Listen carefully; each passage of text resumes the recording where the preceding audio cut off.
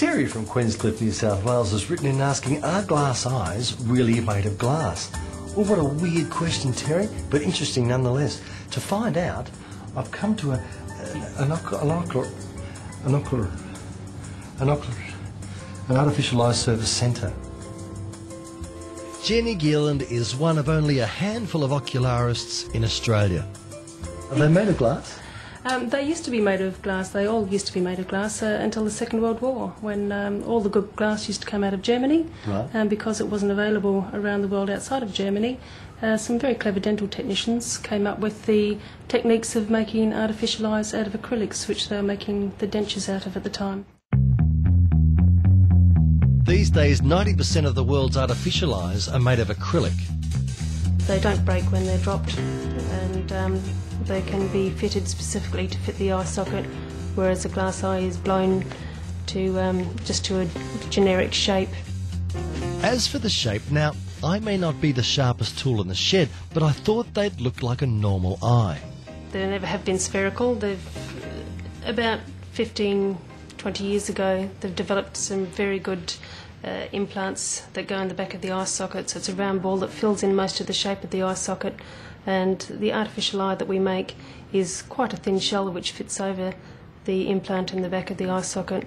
The implant has the muscles attached to it, and so you find that all the artificial eyes these days do have very good movement, unless there's been some sort of heavy trauma to the eye socket. As artificial eyes are individually tailored, the process of making them is labour intensive.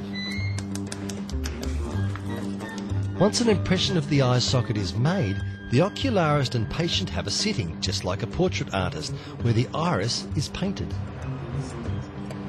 This produces an iris button, which is then embedded into a white mould derived from the impression. This mould is then painted in intricate detail. There's also tones of blues and purples and yellows in the white of your eye, as well as some gentle veins. So I'll need to put all of those in today. Gee, that's intense. Sounds like they're a mess, Jen.